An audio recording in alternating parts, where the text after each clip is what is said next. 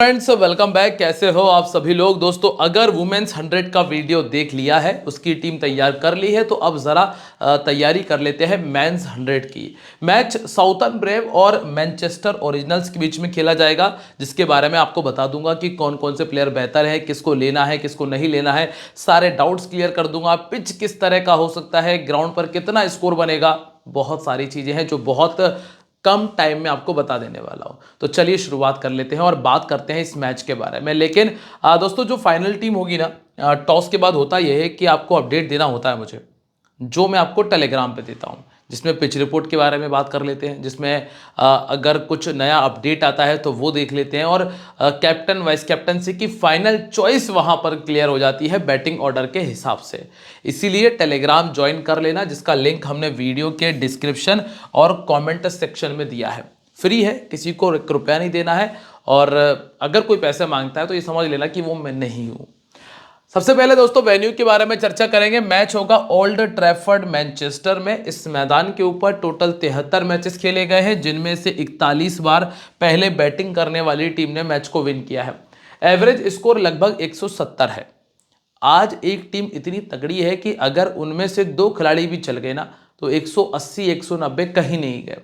Manchester की जो team है ना, वो वाकई में लाजवाब है, जिसके बारे में मैं आपको आगे क्लियर करूंगा। अभी दोस्तों अगर इस मैदान पर खेले गए मैचेस की चर्चा कर लें, तो यहां पे देखिएगा 152 बना, जिसमें फिल सॉल्ट ओपन कर रहे थे, 60 बनाया। सैम करन नंबर 3 बैटिंग कर रहे थे, 68 बनाया। टॉम बेंटन ओपन कर रहे थे, 45 किया। एकमात्र मैच जिसमें नंबर 9 के प्लेयर स्कॉट करी ने 26 का स्कोर किया। 4 में से 3 मैच टॉप ऑर्डर ने स्कोर कर दिया। मतलब हमें यह करना है कि टॉप ऑर्डर पर ध्यान दिमाग दोनों लगाना है। अब सेकेंड इनिंग पर आ जाओ। Nicholas Pooran number 5, Max Holden open, Joe Clarke number 3 और मैथ्यू हस्ट ओपन। कुल मिलाकर यहां का जो विकेट है ना, वो अच्छा खासा बैटिंग विकेट है। अगर आपको 100 गेंदों में 165 रन मिल रहे हैं ना, तो इससे भी आपको अंदाजा लग जाना चाहिए कि विकेट किस तरह से काम कर रहा है। बैटिंग विकेट है, बल्लेबाजों को भरपूर मदद मिली है। अब रही बात विकेट की, तो पहली इनिंग में 7, 7, 8 और 8 विकेट। पहली इनिंग में एवरेज है कि 7 विकेट चले जाएंगे। सेकंड इनिंग में 3, 8, 2 और 7 विकेट सेकंड इनिंग में, लेकिन यही थोड़े से गिरकर 6 से 5 विकेट तक गाड़ी चली जाएगी। स्पिनर्स को विकेट मिले हैं और भरपूर विकेट मिले हैं। जैसे यहां पर 5, यहां 9 और यहां पर 8 विकेट जो है ना, वो स्पिनर्स ने निकाले हैं। मतलब स्पिनर्स को टीम में रखना पड़ेगा। एक भी अगर क्वालिटी स्पिनर है तो टीम में पटक लो, क्योंकि वो आपको विकेट निकाल कर दे जाएगा। क्योंकि पहले भी ऐसा कई बार हो चुका है कि इस मैदान के ऊपर स्पिनर्स ने काम अच्छा किया है। और रही बात 25 गेंदों की, तो 2 विकेट यहां पर 0 विकेट, पीछे चले गए हम। यहां पर भी विकेट 3 है और यहां पर 2 विकेट हमने देखे। तो लगभग लगभग 1 से लेकर 2 विकेट आपको पावर प्ले में। सेकेंड इनिंग में 1, 2, 0, 0 है, तो सेकेंड इनिंग में चांसेस थोड़े से कम है विकेट के, लेकिन यहां पर ना बल्लेबाजों की धूम आपको देखने मिल जाएगी। अब अगर इन दोनों टीमों के पिछले 2 मैचेस की चर्चा कर ले, क्या हुआ है। यहां पे वेन मैटसन ने 43 का स्कोर किया, जो कि वर्तमान में इस टीम में नहीं है। क्रेग ओवर्टन ने 2 विकेट निकाले। ताइमल मिल्स के 2 विकेट थे, क्रिस जॉर्डन के 2 विकेट थे। बल्ले से किसी ने ऐसा स्कोर किया नहीं जो यहाँ पे लिखा जा सके। तो इसके पहले एक और मैच हुआ, जिसमें फिन एलन का 69, जेम्स विंसी का 56 और डेवॉन कॉनवे का 51 था। तो दूसरी तरफ जॉस बटलर और फिल सॉल्ट ने मैच को फिनिश कर दिया। 201 रन बना दिए, वो भी सिर्फ 96 गेंदों में। 4 गेंद शेष रहते उन्होंने मैच को फिनिश कर दिया था।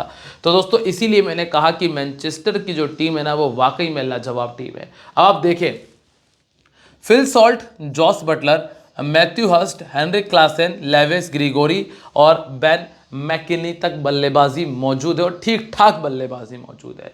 अगर मैनचेस्टर के ये जो 3 प्लेयर आपको दिख रहे हैं ना, फिल सॉल्ट, बटलर और क्लासन, इनमें से कोई भी 2 प्लेयर अगर चल गए ना, तो 180 190 कहीं नहीं जा रहा है, बहुत आराम से आपको देखने मिल जाएंगे। अभी हम ये देख लेते हैं कि इनमें से कौन कौन से ऐसे बॉलर हैं जो अपने ओवर पूरे कर सकते हैं, मतलब अपने 20 गेंदों का जो स्पेल है वो पूरा डाल सकते हैं, जिसमें एक नाम आपको नूर अहमद का मिलेगा। इनके 20 गेंदों में कोई कटौती नहीं होगी। जेम्स एंडरसन की 20 गेंदों में कोई कटौती होने के चांसेस नहीं है। 40 गेंदें ऑलमोस्ट फिनिश हो चुकी हैं। अब इसके बाद जॉर्ज गर्टन, लगभग 15 से 20 गेंदें इनके खाते में आ जाएंगी। स्कॉट करी के खाते में 15 से 20 गेंदें आ जाने वाली हैं। टॉम हार्टली के खाते में 15 से 20 गेंदें चली जाएंगी और लेविस ग्रिगोरी के खाते में 15 से 20 गेंदें आपको देखने मिल जाएंगी। मतलब 40 तो यहां पर खत्म है। बाकी ये जो 4 गेंदबाज हैं, बची हुई जो गेंदबाजी है लगभग 60 गेंदों की, वो आपको इन 4 गेंदबाजों के बीच में देखने मिल जाएगी। ठीक है, अब अगर इस मैदान पर खेले गए मैचेस के रिकॉर्ड की चर्चा करें तो इस मैदान के ऊपर फिल सॉल्ट ने 30 मैच खेलकर 30 के ही एवरेज को मेंटेन किया है और बटलर ने 29 मैच खेलकर 43 के एवरेज को मेंटेन किया है, जिसमें 8 बार 50 से ऊपर का स्कोर है। ये 2 प्लेयर ऐसे हैं ना जो बिल्कुल आपकी टीम में फिट बैठेंगे ही बैठेंगे, इनको नहीं छोड़ सकते आप, जैसे आप हमारी वीडियो को नहीं छोड़ सकते। ठीक है, मैथ्यू हर्स्ट 11 इनिंग में 20 का एवरेज है, 150 है, और इसके अलावा हार्टली का 19 इनिंग में 103 रन है। अब आइए गेंदबाजी पे। हार्टली को 30 विकेट मिले हैं। ठीक है, स्कॉट करी को 4 विकेट मिले हैं, गर्टन को 1 मिला है और एंडरसन इस मैदान पे 5 इनिंग में 6 विकेट पहले भी निकाल चुके हैं। अब अगर हम सबसे पहले फिल सॉल्ट की बात करें, जिन्होंने साउथर्न ब्रेव के सामने 26 के बैटिंग एवरेज को मेंटेन किया। 2025 में इनका बैटिंग एवरेज है 33 का और सेकंड बैटिंग करते हुए 5 बार 50 से ऊपर का स्कोर कर चुके हैं। फिल सॉल्ट को छोड़ने की गलती कर नहीं सकते हैं, बंदा तगड़ी फॉर्म में है, आईपीएल से हम देखते आ रहे हैं, इसीलिए फिल सॉल्ट हमारी टीम में कंफर्म है, चाहे स्कोर करे ना करे, क्योंकि वैसे तो इनकी कोई कमजोरी है भी नहीं है, तो चांसेस भी ऐसे हैं कि स्कोर कर ही जाएंगे। नंबर 2 पे आपको मिलते हैं बटलर।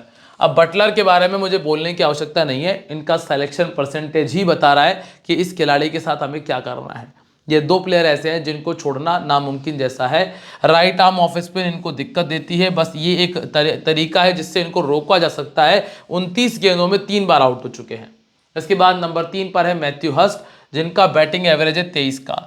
सेकंड बैटिंग करते हुए 250 है। अगर टीम सेकंड बैटिंग कर रही है तो मैथ्यू को टीम में रख लेने में आपको फायदा हो जाएगा, क्योंकि उसकी बैटिंग कम से कम बैटिंग आ जाए, कम से कम बैटिंग आ ही जाएगी। और इनको फास्ट बॉलिंग थोड़ी दिक्कत कर रही है। राइट आर्म मीडियम के सामने 14 बार आउट हो गए। जॉर्डन थॉमसन और क्रिस जॉर्डन इस तरह के 2 गेंदबाज हैं जो कि इनके लिए परेशानी बन सकते हैं।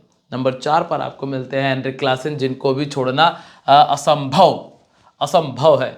31 का एवरेज है, 350 100 है। चूंकि बैटिंग डाउन इनका नॉर्मली नीचे रहता है, इसीलिए आपको 50 ज्यादा देखने नहीं मिल रहे हैं। अगर यहां नंबर 4 खेलते हैं ना तो चांसेस अच्छे होंगे कि आपको बढ़िया स्कोर करके दें। पहले बैटिंग करते हुए 350 और 1 बार 100 से ऊपर का स्कोर किया है। ऑर्थोडॉक्स गेंदबाजी के सामने 3 बार आउट हुए हैं। जेम्स कॉलेस और डैनी ब्रिक्स 2 ऐसे गेंदबाज हैं जो इनको थोड़ा परेशान कर सकते हैं। इसके बाद अगला नाम है लेविस ग्रिगोरी, 22 का बैटिंग एवरेज है और 36 विकेट खाते में शामिल है। साल भर आपको नजर नहीं आएंगे, सीधा द 100 में आपको मिलेंगे, कई बार आपको सीपीएल में मिल जाते हैं। होता यह है कि ये बैटिंग और बॉलिंग दोनों कर लेते हैं, पर आपको ये देखना है टॉस के बाद में कि टीम कितने गेंदबाजों के साथ में खेल रही है। अगर टीम 5 रेगुलर गेंदबाजों के साथ में है तो पॉसिबल है कि इनको कम बॉलिंग करने का मौका मिलेगा। अगर टीम 4 बॉलिंग ऑप्शन और 2 ऑलराउंडर के साथ में है तो भी चांसेस होंगे कि लगभग 10 गेंदें ये डालने वाले हैं। ठीक है, पहले बॉलिंग करते हुए 18 विकेट, सेकंड बॉलिंग करते हुए भी 18 है और बैटिंग में भी लगभग 20 के आसपास का एवरेज है। फास्ट बॉलिंग ने इनको 3 बार आउट किया है। दोस्तों, इनको रखना है नहीं रखना है ये बहुत हद तक डिपेंड करेगा टॉस के बाद प्लेइंग 11 पे और बैटिंग ऑर्डर पे। इसके बाद दोस्तों बेन मैकेनी है, इनको हाल फिलहाल में छोड़ के चल रहे हैं, 3 पारी में 14 रन किए हैं। इसके बाद टॉम हार्टली है, इन पर भी मैं बहुत ज़्यादा दिमाग नहीं लगा रहा हूँ। 35 इनिंग में 26 विकेट है, हालांकि 3 विकेट का हाईएस्ट है, लेकिन अभी वो स्थिति नहीं है कि टीम में रखा जाए। फिर है दोस्तों स्कॉट करी, ये जो खिलाड़ी है ना, इसको बहुत कम लोगों ने रखा है, मात्र 12% लोगों ने टीम में रखा है। मैं आपको सलाह दूंगा कि यहाँ रिस्क लेकर देख लिया जाए, स्पेशली अगर ये बंदा पहले बॉलिंग कर रहा है ना तो 16 में 26 विकेट है, लगभग डबल विकेट निकाले हैं, तो इसको ट्राई करने में हर्ज नहीं है। इसके बाद है जॉर्ज गर्टन, जो कि 10% का सिलेक्शन रखते हैं। 30 इनिंग में 25 विकेट इनके खाते में दर्ज हैं। और इसके बाद नूर अहमद को तो क्या छोड़ने वाले आपको कम ही लोग मिलेंगे। 34 इनिंग में बंदे ने 52 विकेट निकाले और एक नहीं दोनों इनिंग में विकेट है। इसके अलावा जिमी एंडरसन है, 13 इनिंग 21 विकेट। बंदा बूढ़ा हो चुका है लेकिन लाइन, लेंथ, स्विंग इस पर उसका आज भी कंट्रोल है, इसलिए जिमी एंडरसन आपकी टीम में आ सकते हैं। तो यहाँ पे ना दोस्तों मैनचेस्टर की टीम ऑलमोस्ट फिनिश होती है। अब हम बात करेंगे साउथर्न ब्रेव की। अगर आपको सारी चीजें समझ में आई हो ना तो लाइक कर दो, कमेंट कर देना। लगभग 2000 लाइक हमें पूरे करने हैं और साथ ही साथ दोस्तों टेलीग्राम ज्वाइन कर लेना। Finn Allen, Jason Roy, James Vinci, ये तीनों ऐसे प्लेयर हैं जो कि भरोसे के है ही नहीं। इसके बाद Hilton Cartwright, Laurie Evans, James Coles, Jordan Thompson. गेंदबाजी में क्रिस जॉर्डन मिलेंगे, रेसिस टॉपली मिलेंगे, ताइमल मिल्स और डैनी ब्रिक्स मिल जाएंगे। इस टीम की तरफ से Danny Briggs, Tymal Mills, Jordan और टॉपली, ये चारों अपने 20-20 गेंदों का स्पेल पूरा कर जाएंगे। इसके बाद जॉर्डन थॉमसन और जेम्स कॉलेस आपको आपस में बॉल शेयर करते हुए मिलेंगे। अब अगर हम इस मैदान के रिकॉर्ड की चर्चा करें तो 7 मैचेस में 289 का स्कोर और 48 का बैटिंग एवरेज है, जिसमें 3 बार 50 से ऊपर का स्कोर किया है फिन एलन ने। इसके बाद है लॉरी इवंस, 11 इनिंग में 111 रन है और जॉर्डन थॉमसन ने 4 में 6 रनों का स्कोर किया है। जॉर्डन थॉमसन 6 पारियों में 6 विकेट निकाल चुके हैं। क्रिस जॉर्डन 2 पारियों में 2 विकेट इनके पास है। टॉपली के पास में विकेट नहीं आया, ताइमल मिल्स के पास में 4 विकेट हैं और डैनी ब्रिक्स के पास में भी आपको 3 इनिंग में 4 विकेट देखने मिल जाएंगे। फिन एलन का रिकॉर्ड इस मैदान पे ठीक है और चूंकि दोस्तों मैं आपको एक बात क्लियर कर दूं कि ये जो बंदा है ये सिर्फ और सिर्फ बल्ला फेंकेगा, बल्ला चलाने का काम है। अगर 10 गेंदें खेल गए तो इतना स्कोर हो जाएगा कि ड्रीम टीम से कोई बाहर ही नहीं कर सकता। इसीलिए फिन एलन एक तरह से मजबूरी है, क्योंकि 198 का स्ट्राइक रेट को मेंटेन कर रहा है। 10 या 15 गेंदें खेल गए तो आपको मैच से काफी दूर छोड़ देंगे, इसलिए फिन एलन टीम में है। ठीक है, पहले बैटिंग करते हुए 350 और एक बार 100 से ऊपर का स्कोर किया है। इसके बाद है जेसन रॉय क्रिकेट से थोड़ा सा दूरी बनाए हुए हैं। ठीक है, 27 का बैटिंग एवरेज है, 5 बार 50 से ऊपर का स्कोर है, क्रिकेट से लगातार जुड़े हुए नहीं है। तो मैं अभी के लिए इनके स्थान पे अगले प्लेयर की तरफ जा सकता हूं। पहले बैटिंग करते हुए 450 और एक बार सेकंड बैटिंग करते हुए किया है और 4 बार इनको राइट आर्म फास्ट बॉलिंग ने आउट किया है और ये भी लगभग मिस और रेट वाले प्लेयर हैं। नंबर 3 पे आते हैं जेम्स विंसी। ये थोड़ा रुक कर खेलना जानते हैं और यही रीजन है कि इनके खाते में आपको 37 इनिंग में 10 बड़े स्कोर मिल रहे हैं, एक बार 100 रन के साथ में। ऑर्थोडॉक्स गेंदबाजी के सामने ये 7 बार पहले भी आउट हुए हैं, 10 का इनका एवरेज है और सामने वाली टीम के पास में है टॉम हार्टली। पहले बैटिंग करते हुए 7 बार 50 से ऊपर का स्कोर इन्होंने किया है। इसके बाद आते हैं Hilton Cartwright. Big bash league में इनका बैटिंग डाउन फिक्स नहीं रहता। हालांकि खिलाड़ी ठीक ठाक है, रखने लायक प्लेयर है, रखा जा सकता है, पर स्मॉल लीग में नहीं। ग्रैंड लीग में आप ट्राई कर लेना। पहले बैटिंग करते हुए एक बार 50 से ऊपर का स्कोर किया है। ऑर्थोडॉक्स के सामने ये 3 बार पहले भी आउट हो चुके हैं, तो अगर टीम पहले बैटिंग कर रही तो विचार कर लेना। इसके बाद है दोस्तों लॉरी इवंस। ये अच्छा प्लेयर है, बैटिंग कर लेता है। अगर टीम कोलैप्स करती है, विकेट जल्दी फेंकती है, तो ये आपको ड्रीम टीम में नजर आएगा। ये चीज स्पेशली नोट कर लेना, अगर टीम जल्दी विकेट फेंकेगी तो इसका स्कोर मिलेगा आपको लगभग 30 प्लस का। लेग स्पिन के सामने 2 बार ये आउट हो चुके हैं। अगर आप ये मान के चल रहे हैं कि मुझे टॉप ऑर्डर नहीं लेना है, टॉप ऑर्डर बिकर सकता है, तो फिर आप लॉरी इवंस पे जरूर आइएगा। इसके बाद है जेम्स कॉले। 31 का बैटिंग एवरेज, 5 बार 50 से ऊपर का स्कोर प्लस 31 विकेट भी खाते में दर्ज हैं। पहले बैटिंग करते हुए 350 और सेकंड बैटिंग करते हुए 250 है। रिकॉर्ड तो अच्छा दिख रहा है इस बंदे का यार। लेफ्ट आर्म मीडियम के सामने 4 बार पहले भी ये आउट हो चुके हैं। इसके बाद अगला नाम आपको मिलता है जॉर्डन थॉमसन का। ये भी अच्छा प्लेयर है। जॉर्डन थॉमसन को आपने बीबीएल में काफी बेहतर परफॉर्मेंसेस करते देखा होगा। बैटिंग कर लेते हैं और बैटिंग आएगी भी। और बॉलिंग की बात करेंगे तो पहले बॉलिंग करते हुए 15 और सेकंड बॉलिंग करते हुए 14 विकेट्स निकाल चुके हैं। तो सेकंड बॉलिंग में ज़्यादा फायदेमंद रहे हैं। बस देखना यही है कि कितनी बॉलिंग करने का मौका मिलेगा। इसके बाद क्रिस जॉर्डन 25 में 29 विकेट, पहली इनिंग का काफ़ी अच्छे गेंदबाज है। टॉपली की बात करें तो 36 इनिंग 37 विकेट है। ये पावर प्ले में विकेट निकालने में सक्षम होते हैं, पर स्थिति अभी तक ऐसी है कि पहली इनिंग में 11 में 12 विकेट रहे, तो वहाँ थोड़ी दिक्कतें ज़्यादा रही हैं। इसके बाद दोस्तों ताइमल मिल्स, 20 इनिंग में 22 विकेट इनके पास है, एवरेज परफॉर्मर है। और डैनी ब्रिक्स जो है ये आपके स्मॉल लीग के डिफरेंशियल का काम करेंगे, जिसको हमने अपनी टीम में रखा हुआ है।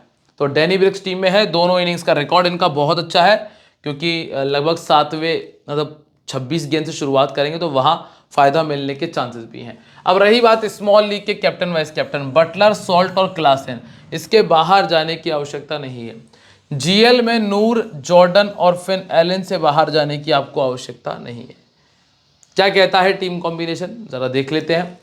Captain Buttler, vice captain Salt, Klaasen, Finn Allen, Vince, Gregory, Curran, Curry, ब्रिक्स, जॉर्डन, नूर और नूर अहमद को हमने टीम में शामिल किया है।